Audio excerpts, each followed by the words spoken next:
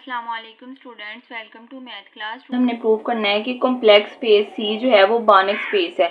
Complex space को Banach space prove करना है। हमारे पास क्वेश्चन क्या है कि show that the complex space is C is a Banach space with norm defined as. हमारे पास स्पेस कौन सी है? कॉम्प्लेक्स स्पेस है। हमें नॉर्म कौन सा डिफाइन है? x माइनस वाई का norm equals to under root x1 minus x2 के मोड का square plus y1 minus y2 के मोड का स्क्वायर और इसका होल का अंडर रूट। अब हमारे पास नॉर्म डिफाइन है और हमारे पास स्पेस कौन सी है? Complex space. उन्होंने कहा है कि इसको क्या प्रूव करें? बार्नक प्रूव करें। और हमें पता है कि बार्नक किस तरह प्रूव करते हैं कि अगर हमारे पास जो नॉर्म स्पेस है वो कंप्लीट प्रूव हो जाए तो उसको हम कहते हैं बार्नक स्पेस। अब ये हमारे पास नॉर्म स्पेस है, अगर ये नॉर्म स्पेस जो है हम उसको प्रूव कर लेंगे कि ये कंप्लीट है तो हम कहेंगे कि ये बार्नक स्पेस है। और कंप्लीट कैसे प्रूव करते हैं कि अगर हर काशी सीक्वेंस जो है वो कन्वर्जेंट हो तो उसको हम कहते हैं कि ये कंप्लीट है। ठीक है, अब हमारे पास जो कॉम्प्लेक्स स्पेस दी हुई है उसमें से हमने सीक्वेंस लेने हैं। पहले उसको प्रूव करना है कि ये काशी सीक्वेंस है, उसके बाद हमने प्रूव करना है कि इसकी हर जो टर्म है वो किसी ना किसी पॉइंट को कन्वर्ज कर रही है। तो इस तरह हम प्रूव करेंगे कि हमारे पास जो स्पेस है उसमें हर काशी सीक्वेंस जो है वो कन्वर्ज कर रहा है। तो फिर अगर काशी सीक्वेंस कन्वर्ज करेगा तो हम कहेंगे कि ये कंप्लीट है, और अगर कंप्लीट होगी तो हम प्रूव कर लेंगे कि ये बार्नक स्पेस है। सबसे पहले अब हम अपनी स्पेस में से कोई काशी सीक्वेंस लेते हैं। Let xn be a Cauchy sequence. अब हमने कोई भी सीक्वेंस ले लिया है zn। अब हमने प्रूव करना है कि ये काशी सीक्वेंस है। अब हमें पता है कि zn में किस तरह के एलिमेंट होते हैं। zn equals to xn plus iota yn। इस फॉर्म के कॉम्प्लेक्स नंबर में एलिमेंट्स होते हैं ना xn प्लस yn, और जो xn और yn है ये कहाँ से बिलोंग कर रहे हैं? रियल नंबर में से। रियल नंबर जो है वो क्या है? कंप्लीट। हमने पहले प्रूव किया हुआ है ना कि जो r है वो कंप्लीट है। zn में जो एलिमेंट है xn प्लस आयोटा yn वो r से बिलोंग कर रहे हैं, और हमें पता है कि जो r है वो कंप्लीट है as zn is a Cauchy sequence. और अब हमने जो सीक्वेंस लिया है उसमें हमने काशी सीक्वेंस की डेफिनेशन को अप्लाई कर देना है। अब काशी सीक्वेंस की डेफिनेशन क्या है कि for every epsilon greater than 0 there exist a natural number n naught belongs to n। अगर हमारे पास कोई एप्सिलॉन ग्रेटर देन 0 हो तो हमारे पास एक ऐसा नेचुरल नंबर n नॉट मिल जाएगा such that zn minus zm less than epsilon for all mn greater than equals to 0। अब ये हमारे पास काशी सीक्वेंस की डेफिनेशन है कि अगर हमारे पास कोई सीक्वेंस हो वो किसी सीक्वेंस को कन्वर्ज करेगा। कब कन्वर्ज करेगा? जब उन दोनों के दरमियान जो डिस्टेंस है, अब डिस्टेंस कैसे फाइंड करते हैं? उन दोनों का डिफरेंस फाइंड करके। उन्होंने कहा है कि अगर उन दोनों का जो डिस्टेंस है वो बहुत छोटा हो जाएगा, छोटे को शो करने के लिए उन्होंने एप्सिलॉन यूज किया है। इन दोनों का जो डिस्टेंस है वो बहुत कम है। zn सीक्वेंस जो है फिर zm को कन्वर्ट करेगा जब इन दोनों का जो डिस्टेंस है वो लेस देन एप्सिलॉन हो जाएगा for all mn greater than equals to n naught. ये हमारे पास काशी सीक्वेंस की डेफिनेशन है। अब हमारे पास जो गिवन नॉर्म है हमने इस काशी सीक्वेंस को उस फॉर्म में लिख लेना है और चेक करना है क्या हमारे पास जो सीक्वेंस हमने लिया है क्या वो काशी सीक्वेंस है। अब हमने कौन सा सीक्वेंस लेट किया था? zn sequence. अब हमने प्रूव करना है कि ये काशी सीक्वेंस है।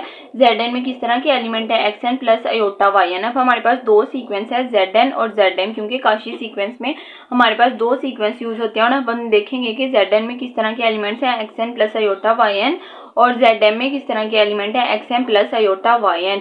अब हमने हमारे पास जो गिवन नॉर्म है उसको हमने इस फॉर्म में लिख लेना है। ठीक है, अब d of zn minus zm किसके इक्वल होगा? हमारे पास नॉर्म क्या दिया हुआ है? x1 माइनस x2 का होल स्क्वायर मोड का square plus y1 minus y2 के मोड का स्क्वायर। अब यहाँ पे x1 क्या है? ये अगर हम यहाँ पे पुट करें यहाँ पे आ जाएगा zn।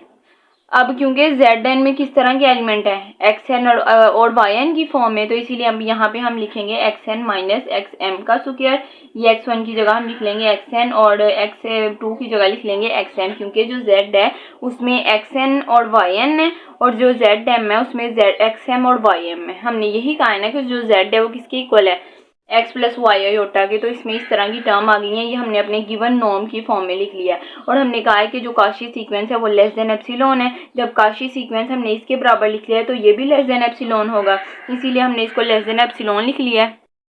दोनों साइड पे क्या करेंगे? स्क्वायर ले लेंगे। अब यहाँ पे स्क्वायर रूट है, स्क्वायर रूट को कैंसिल करने के लिए हम दोनों साइड पे स्क्वायर ले लेंगे। स्क्वायर जो है वो स्क्वायर रूट को कैंसिल कर देगा। यहाँ पे हमारे पास आ जाएगा xn माइनस xm के मोड का square plus Y N minus Y M के मोड का square less than epsilon square. अब ये वाली टर्म भी लेस देन एप्सिलॉन स्क्वायर है और ये वाली टर्म भी लेस देन एप्सिलॉन स्क्वायर है। अगर हमें पता है कि किसी टर्म्स का स्क्वायर जो है वो लेस देन एप्सिलॉन स्क्वायर है तो वो टर्म्स खुद भी लेस देन एप्सिलॉन होगी, इसीलिए हमने लिख दिया कि x N minus x m less than epsilon और y N minus Y m less than epsilon. अब जेड एन में किस तरह की टर्म्स थी, x n plus iota y n, और जेड एम में किस तरह की टर्म्स थी, x m plus iota y n. अब ये जो एक्स एन है और ये एक्स एम है ये भी लेस देन एप्सिलॉन है, और वाई एन जो वाई एम और वाई एन जो है ये भी लेस देन एप्सिलॉन है। अगर जो सीक्वेंस हमने लिया है उसके अंदर वाली हर टर्म जो है वो काशी सीक्वेंस की डेफिनेशन को सेटिस्फाई कर रही है, तो हमारे पास जो टर्म है खुद जेड एन वो भी काशी सीक्वेंस की डेफिनेशन को सेटिस्फाई करेगी, इसीलिए हमने कह दिया है कि so Z N minus Z M less than epsilon for all M N greater than equal to 0। इस तरह हमने प्रूव कर लिया है कि जो हमने सीक्वेंस लिया था वो हमारे पास क्या है, काशी सीक्वेंस है। और इसके अंदर जो टर्म्स हैं एक्स एन और वाई एन उसको भी हमने प्रूव कर लिया है कि वो भी काशी सीक्वेंस है इन आर। हमें पता है कि जो एक्स और वाई है वो कहाँ से बिलोंग कर रहे हैं, रियल नंबर में से, इसीलिए जो जेड एन के अंदर एलिमेंट्स हैं एक्स और वाई की फॉर्म में वो हमारे पास कहाँ है, काशी सीक्वेंस है रियल नंबर में। और हमें पता है कि जो आर है रियल नंबर है वो कंप्लीट है, इसीलिए जो हमारे पास सीक्वेंस होगा एक्स एन, क्योंकि वो रियल नंबर में काशी सीक्वेंस था तो एक्स एन जो है वो किसी ना किसी पॉइंट को कन्वर्ज करेगा, और जो वाई एन है वो भी किसी ना किसी पॉइंट को कन्वर्ज करेगा। क्योंकि आर हमारे पास कंप्लीट है इसीलिए हमने कह दिया कि जो एक्स एन है वो कन्वर्ज करेगा एक्स को, और जो वाई एन है वो कन्वर्ज करेगा वाई को। और हमने शो करना है कि जो हमारे पास सीक्वेंस हमने गिवन सीक्वेंस लिया है वो भी हमारे पास कन्वर्ज करेगा जी को। शो करना है कि हमारा जो सीक्वेंस जी एन है वो कन्वर्ज करेगा जी को, तो यहाँ पे हमने कन्वर्जेंट सीक्वेंस की डेफिनेशन को अप्लाई कर लेना है। कन्वर्जेंट सीक्वेंस की क्या डेफिनेशन है कि जो सीक्वेंस जिस पॉइंट को कन्वर्ज कर रहा है, कब कन्वर्ज करेगा, जब उन दोनों का जो डिस्टेंस है वो लेस देन एप्सिलॉन हो जाएगा, मीन्स कि उन दोनों का जो डिस्टेंस है वो बहुत छोटा हो जाएगा, तब हमारे पास जो सीक्वेंस है वो उस पॉइंट को कन्वर्ज करेगा। अब हमने लिख लिया, डेफिनेशन को अप्लाई कर लिया, हमारे पास जो गिवन सीक्वेंस था उस पर डेफिनेशन को अप्लाई कर लिया है कि जेड एन माइनस जेड का norm less than epsilon for all N greater than equal to N naught. अब यहाँ पे हमने इसकी वैल्यूज को हमने गिवन नॉर्म में लिख लेना है। पहले हमने जब काशी सीक्वेंस लिया जो भी सीक्वेंस लिया उस पर हमने उसके बाद काशी सीक्वेंस की डेफिनेशन लिखी, और उस काशी सीक्वेंस को हमारे पास जो गिवन नॉर्म था उस फॉर्म में लिखा, ऐसे किया है ना ऊपर।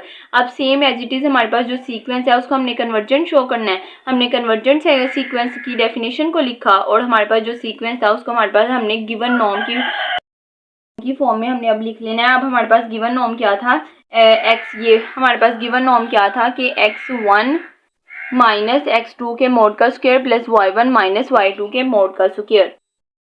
हमारे पास ये क्या बन गया, एक्स एन माइनस एक्स। अब हमारे पास ये एक सीक्वेंस है, एक ये टर्म है, तो हमारे पास क्या बन जाएगा, एक्स एन माइनस एक्स के मोड का square plus Y N minus Y के मोड का स्क्वायर। हमने अब इसको गिवन नॉर्म की फॉर्म में लिख लिया है, ये लेस देन एप्सिलॉन है। अगर ये लेस देन एप्सिलॉन है तो इसका मतलब है कि जो एक्स एन है वो कन्वर्ज कर रहा है एक्स को, और वैसे भी हमने पहले भी शो किया है क्योंकि एक्स एन और वाई एन जो है वो आर में से बिलोंग कर रहे हैं। एक्स एन जो है वो कन्वर्ज कर रहा है एक्स को, और वाई एन जो है वो कन्वर्ज कर रहा है वाई को। अब हमने यहाँ पे कोई एप्सिलॉन चूज कर लेना है, क्योंकि हमें पता है कि कब कन्वर्ज करेगा, जब इन दोनों का जो डिस्टेंस है वो लेस देन एप्सिलॉन हो जाएगा। अब हमारे पास दो सीक्वेंस है, इसीलिए हमने एप्सिलॉन इस तरह का चूज करना है कि हम अगर उनका सम करें तो हमारे पास एप्सिलॉन बन जाए। अब यहाँ पे हमने एप्सिलॉन चूज कर लिया, एप्सिलॉन ओवर अंडर रूट 2, क्योंकि यहाँ पे हमारे पास स्क्वायर है, स्क्वायर जो है वो स्क्वायर रूट को कैंसिल कर देगा, हमारे पास फिर एप्सिलॉन ओवर 2 बन जाएगा। एक एक्स एन के लिए एप्सिलॉन ओवर 2 बन जाएगा, एक दोनों को हम ऐड करेंगे तो हमारे पास क्या आ जाएगा, epsilon square over 2 epsilon square over 2, फिर 2 से कैंसिल हो जाएगा, और स्क्वायर जो है वो अंडर रूट से कैंसिल हो जाएगा, हमारे पास एप्सिलॉन बन जाएगा। इसीलिए ही हमने एप्सिलॉन ओवर अंडर रूट 2 को चूज किया है। अब हमने कह दिया कि एक्स एन जो है वो कन्वर्ट करेगा एक्स को कब, जब इनका डिस्टेंस जो है वो लेस हो जाएगा एप्सिलॉन ओवर अंडर रूट 2 से। वाई एन जो है वो कन्वर्ट करेगा वाई को जब इन दोनों का जो डिस्टेंस है वो less than epsilon over under root 2 हो जाएगा for all N greater than equal to n2 और for all N greater than equal to n1। अब यहाँ पे हमने मैक्सिमम चूज कर लेना है, एन हमने एन नोड जो है वो मैक्सिमम चूज कर लिया। n1 और n2 के लिए हमारे पास जो एक्स एन है वो कन्वर्ट कर रहा है एक्स को जब डिस्टेंस जो है वो less than epsilon over under root 2 है, और वाई एन जो है वो कन्वर्ट कर रहा है वाई को जब डिस्टेंस जो है वो less than epsilon over under root 2 है। और यहाँ पे पहले n1 n2 था, अब यहाँ पे हमने चूज कर लिया maximum n0 for all n0 greater than equal to n। n greater than equal to n naught. अब यहाँ पे हमने दोनों साइड पे क्या ले लेना है, स्क्वायर। अब हम दोनों साइड पे स्क्वायर ले लेंगे क्योंकि हमारे पास जो गिवन नॉर्म है उसमें स्क्वायर और अंडर रूट है। पहले हम इसको, अब हमने गिवन नॉर्म की फॉर्म में बनाना है, इसीलिए पहले हम इसका स्क्वायर लेंगे। जब दोनों साइड पे स्क्वायर लिया तो क्या बन गया, X N minus X one का स्क्वायर मोड का square plus Y N minus Y के मोड का square less than epsilon square over 2, क्योंकि स्क्वायर जो है वो स्क्वायर रूट को कैंसिल कर देगा तो बन जाएगा epsilon square over 2 plus epsilon square over 2। जब इन दोनों को ऐड करेंगे तो हमारे पास क्या बन जाएगा, ये इसका एलसीएम 2 आ जाएगा, epsilon square plus epsilon square 2 epsilon square over 2 बन जाएगा और 2 से कैंसिल आउट हो जाएगा, हमारे पास क्या बचेगा, एप्सिलॉन स्क्वायर। अब हमारे पास जो गिवन नॉर्म है उसमें क्या है, स्क्वायर रूट, इसीलिए हमने दोनों साइड पे स्क्वायर रूट ले लेना है। ये स्क्वायर रूट ले लिया इस तरफ, जब इस तरफ स्क्वायर रूट लेंगे तो ये वाला स्क्वायर जो है वो स्क्वायर रूट को कैंसिल कर देगा, हमारे पास जो डिस्टेंस है वो लेस देन एप्सिलॉन आ जाएगा। और हमें पता है कि ये जो हमारे पास नॉर्म है ये किसके इक्वल है, जेड एन माइनस जेड के नॉर्म के, यही हमने डिफाइन किया था। अब जो डिस्टेंस है ये हमने शो कर दिया है कि जो जेड एन माइनस जेड है ये लेस देन एप्सिलॉन है। हमने कहा था कि जेड एन जो है वो कब कन्वर्ट करेगा जेड को, जब इन दोनों का जो डिस्टेंस है वो लेस देन एप्सिलॉन हो जाएगा। अब हमने कन्वर्जेंट सीक्वेंस की डेफिनेशन को भी प्रूव कर दिया है। इसका मतलब है कि जो हमने सीक्वेंस जीएन लिया था, पहले हमने प्रूव किया कि वो काशी सीक्वेंस है, फिर हमने प्रूव किया कि वो कन्वर्जेंट है। और हमें पता है कि जब कोई भी काशी सीक्वेंस कन्वर्जेंट हो तो वो कंप्लीट होता है। अब हमने जो गिवन नॉर्म ली थी उसको हमने प्रूव कर लिया है, वो कंप्लीट है। जब गिवन नॉर्म, अब जब कोई भी हमारे पास जो नॉर्म है वो कंप्लीट प्रूव हो जाए तो उसको हम क्या कहते हैं, बार्नक स्पेस, क्योंकि बार्नक स्पेस में हमने कंप्लीट नॉर्म स्पेस को कंप्लीट प्रूव करना था। अब हमने कॉम्प्लेक्स स्पेस में से कोई नॉर्म लिया और उसको हमने कंप्लीट प्रूव कर दिया। इसका मतलब है कि जो हमारे पास गिवन कॉम्प्लेक्स स्पेस है वो क्या है, बार्नक स्पेस है, और यही हमने प्रूव करना था। अगर आप लोगों को कोई प्रॉब्लम हो तो कमेंट सेक्शन में ज़रूर पूछिएगा। अगर आप लोगों को वीडियो पसंद आई हो तो लाइक कीजिएगा, सब्सक्राइब कीजिएगा और फ्रेंड्स के साथ शेयर कीजिएगा। Thank you so much. अल्लाह हाफिज़।